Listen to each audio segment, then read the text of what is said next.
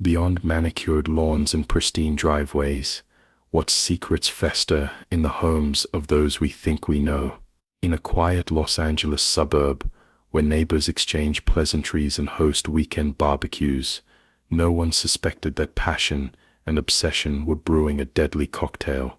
The story of Veronica Morales and Diego Reyes shatters our comfortable illusions about suburban tranquility. One afternoon, this 43-year-old housewife locked eyes with her 22-year-old neighbor, igniting a chain of events that would end with blood staining the carpet of a home that once housed family dinners and holiday gatherings. Have you ever wondered what truly happens behind closed doors in your neighborhood? That couple with the perfect lawn and matching sweaters at community events, could they be harboring dangerous desires? The family that always arrives precisely on time to school functions, what tensions strain their smiles when no one is watching? This is not merely a story about infidelity. It is about the human capacity for self-deception, about the dangerous territory where loneliness meets desire, where midlife emptiness collides with youthful obsession. What transforms a respectable mother of two into a woman willing to risk everything for forbidden passion? How does attraction evolve into possession, and possession into violence? And when the facade finally crumbles, who truly bears the guilt for the destruction left behind? If you find yourself captivated by the psychology of hidden lives, subscribe now to explore more cases that reveal the shadow beneath suburban perfection. Veronica Morales moved through life with practiced precision. At 43, she had mastered the art of suburban perfection, hosting neighborhood gatherings with flawless appetizer spreads, maintaining an immaculate home, and attending every school function for her two teenage children with unwavering dedication. Her husband Antonio, a respected contractor whose gentle demeanor made him well-liked throughout the community, completed the picture of domestic harmony their neighbors admired from afar. Yet beneath this carefully constructed exterior lived a woman slowly suffocating. The routines that once brought Veronica comfort had become chains, each morning blended into the next. Wake up, prepare breakfast, clean, shop, prepare dinner, sleep, repeat. The passionate young woman who once dreamed of traveling the world and pursuing art now existed only in faded photographs and distant memories. I feel like I disappeared, she confided to her sister during a rare moment of honesty. I see myself in the mirror, but I cannot recognize who I have become. 3 houses down on Valencia Avenue lived the Reyes family. Their son Diego had recently returned home after dropping out of college, a fact that generated considerable whispers during weekend block parties. At 22, Diego carried himself with an intensity unusual for their serene neighborhood, dark eyes that seemed to observe rather than participate, a quiet confidence that drew attention without seeking it. Their first meaningful exchange occurred during the community's annual summer picnic. While other young adults clustered around the volleyball nets, Diego stood apart, watching the crowd with detached interest. Veronica noticed him near the rose garden, alone with his thoughts. "They are not what they seem," Diego said when she approached, nodding toward their chattering neighbors. "What do you mean?" Veronica asked, surprised by his directness. "Everyone wearing masks, pretending. You see it too, I can tell." That moment of unexpected honesty created a crack in Veronica's carefully maintained facade. Someone had seen through her performance, recognized the longing beneath her smile. The simple acknowledgement awakened something dormant inside her, a reminder that she was still visible, still capable of being truly seen. The contrast between them was stark. Veronica with her carefully scheduled life, Diego with his raw, unfiltered existence. She embodied restraint, he personified impulse. She represented order, he chaos. She had forgotten how to feel, he felt everything with dangerous intensity. If you have ever experienced the powerful pull of someone who seems to understand the parts of yourself you keep hidden, you know how quickly such connections can become addictive. Subscribe to explore more cases where seemingly innocent beginnings lead to devastating consequences. What began as occasional conversations transformed with alarming speed. Chance encounters at the local coffee shop became deliberate meetings. Text messages, initially sparse and cautious, soon flowed freely at all hours. Within 6 weeks, Veronica and Diego had crafted an intricate choreography of secret rendezvous, a hidden world that existed parallel to her daily routines. When I am with you, I remember who I am, Veronica told Diego during their first kiss, hidden in the shadow of an oak tree at Westfield Park, 5 miles from their neighborhood.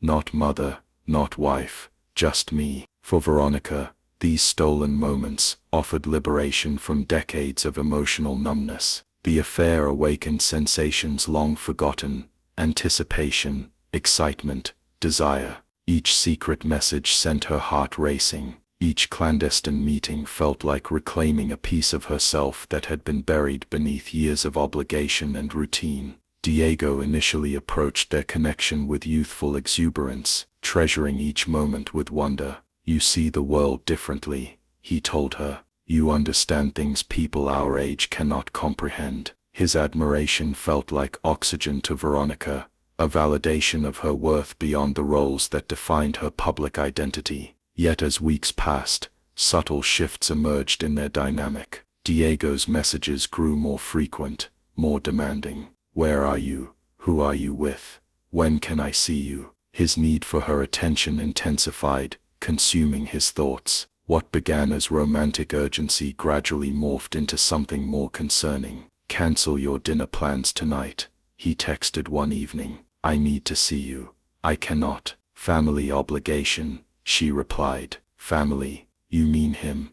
Came the immediate response. Does he make you feel alive like I do? Small disagreements escalated into jealous accusations. Diego began appearing unexpectedly near her regular destinations: the grocery store, the gym, her children's school. His eyes tracked her movements with possessive intensity. Meanwhile, Antonio noticed subtle changes in his wife's behavior. Phone calls that ended abruptly when he entered the room. Unexplained absences, a growing emotional distance that manifested in avoided gazes and hesitant responses to simple questions. Is everything okay? Antonio asked one evening, reaching for her hand across the dinner table. Of course, Veronica answered too quickly, withdrawing her hand to adjust her napkin. Just tired. But Antonio recognized the hollow note in her voice. After 20 years of marriage, he understood the difference between simple fatigue and deliberate withdrawal. Something had changed. Someone had changed her. The affair that once felt like freedom became increasingly complex. Veronica found herself caught between Diego's escalating demands and Antonio's growing suspicion. The double life that initially offered escape now required constant vigilance. Constant lies, constant fear of discovery. Have you ever noticed how quickly freedom can become another form of prison? Like this video if you have experienced how relationships can transform from liberation to confinement. On Thursday evening, Antonio returned home earlier than usual. The house stood quiet, too quiet. He placed his keys on the entry table and called out for Veronica. No response. Then he heard it. Hushed voices coming from their bedroom upstairs. I cannot keep living like this. Veronica's voice, tense and strained. You would not have to if you just told him the truth. Diego's voice replied. Antonio froze. The world seemed to tilt beneath his feet. His suspicions, previously formless shadows, suddenly crystallized into devastating clarity. He climbed the stairs slowly, each step heavy with dread. When he pushed open the bedroom door, Veronica stood near the window, arms wrapped protectively around herself. Diego sat on the edge of the bed, their bed, with casual familiarity that sent rage coursing through Antonio's veins. How long? Antonio asked, his voice barely above a whisper. Veronica flinched as if struck. Antonio, I can explain. How long? Each word landed like a stone. 4 months. Diego answered, rising to his feet. She was going to tell you tonight. Get out of my house, Antonio said, pointing toward the door. I am not leaving her with you. Diego stepped forward, positioning himself between Veronica and Antonio. She does not love you anymore.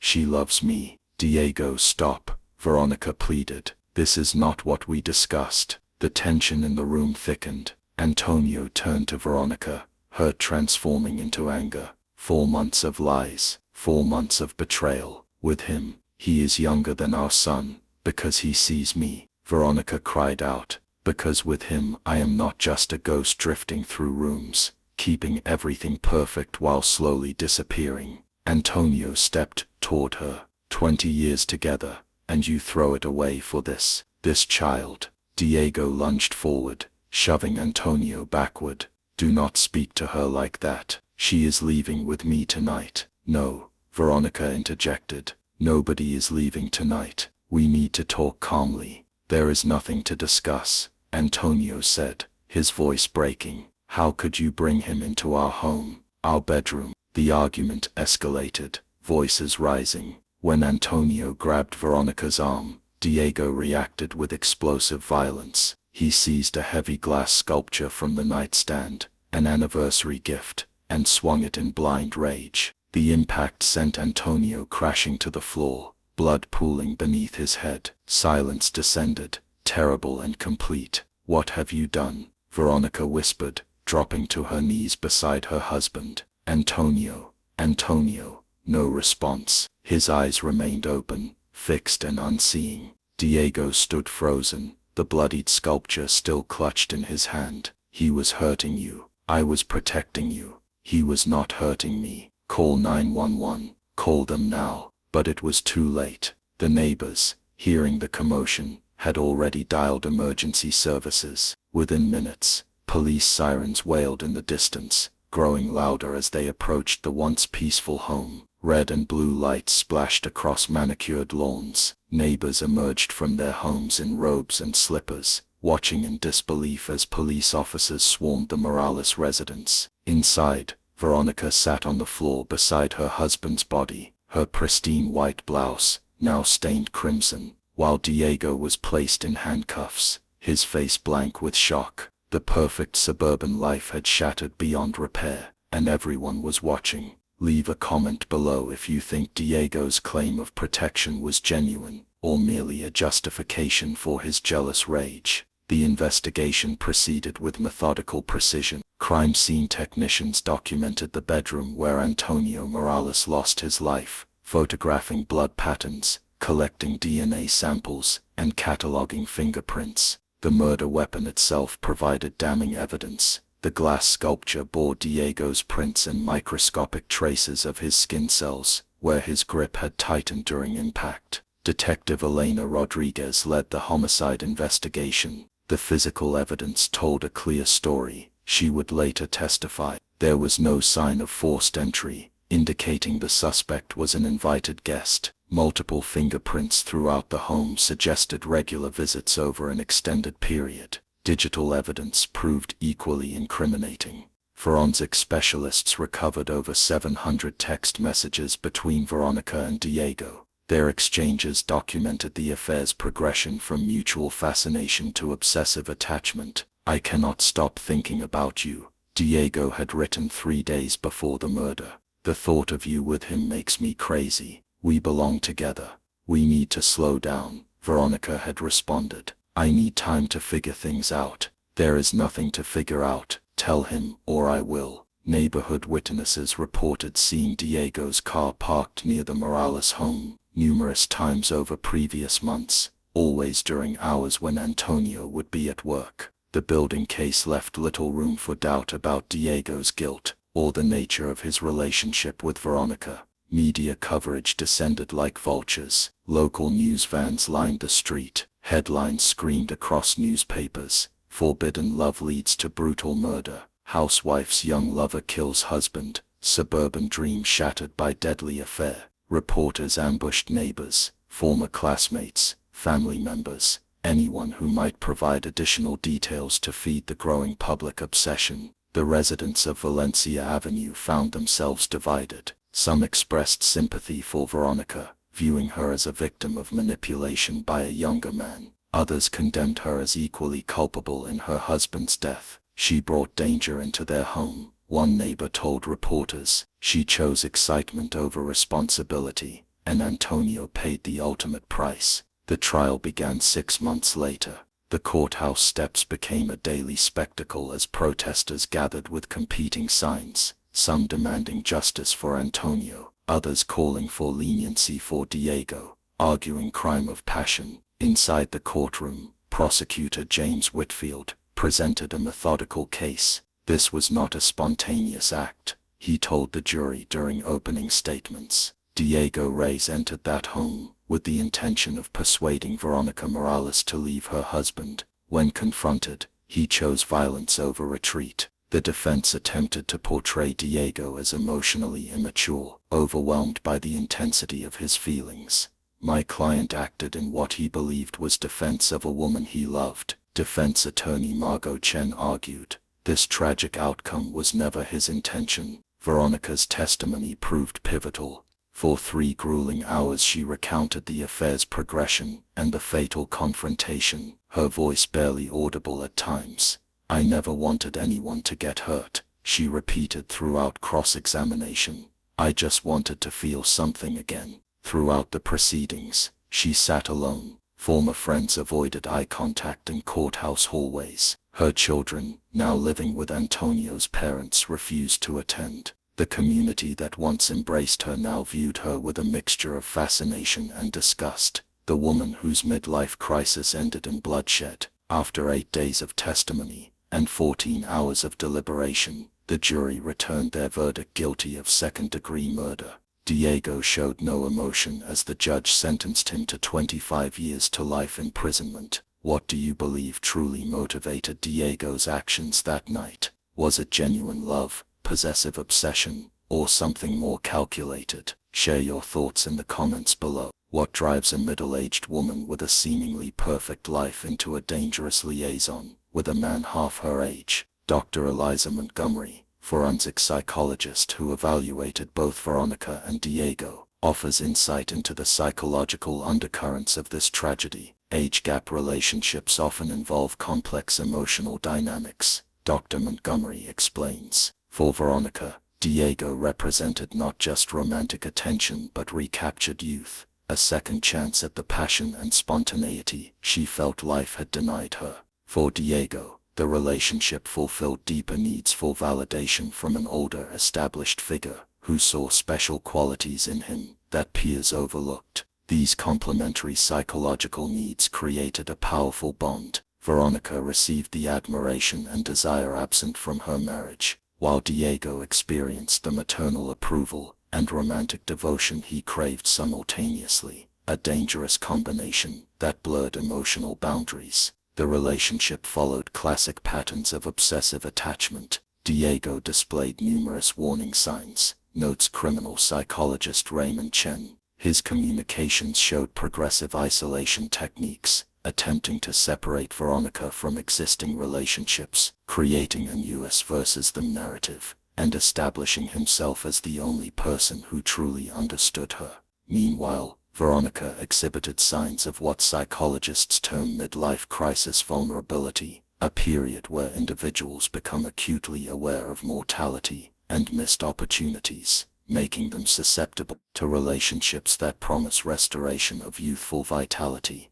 What transformed this unhealthy dynamic into violence? Dr. James Wilson, who specializes in domestic homicide cases, points to a psychological phenomenon called possession escalation. When someone with possessive tendencies feels their connection threatened, their perception narrows dramatically. Dr. Wilson explains, Diego likely experienced the confrontation as an existential threat, not just to the relationship but to his core identity. The violence occurred when his self-image as protector and savior collided with the reality of being exposed as homewrecker and manipulator.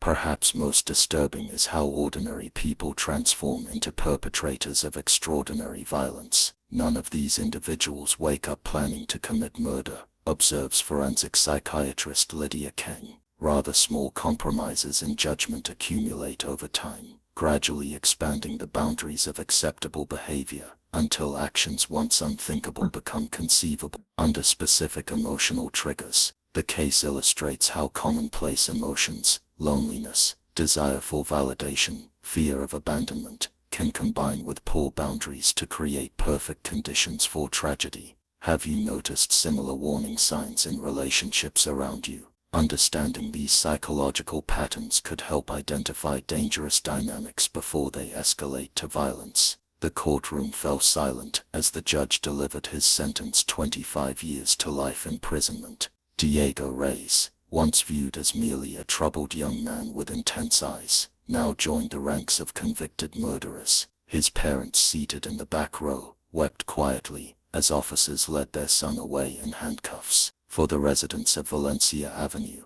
the conclusion of the trial brought no real closure. Security system sales in the neighborhood increased by 400% in the months following the murder. Community gatherings, once casual and welcoming affairs, became stilted exercises in forced normalcy. Parents kept closer watch on their children, and neighbors viewed one another with newfound suspicion, wondering what other secrets might lurk behind familiar doors. "We thought we knew these people," explained Neighborhood Association President Gloria Fernandez. "Now everyone wonders what else we might be missing about each other." Veronica Morales discovered that legal judgment paled in comparison to social condemnation. Though never charged as an accomplice, she faced relentless public scrutiny. Former friends crossed streets to avoid conversation. Parents requested their children be placed in different classrooms than her youngest son. Anonymous letters arrived at her door: "Homewrecker,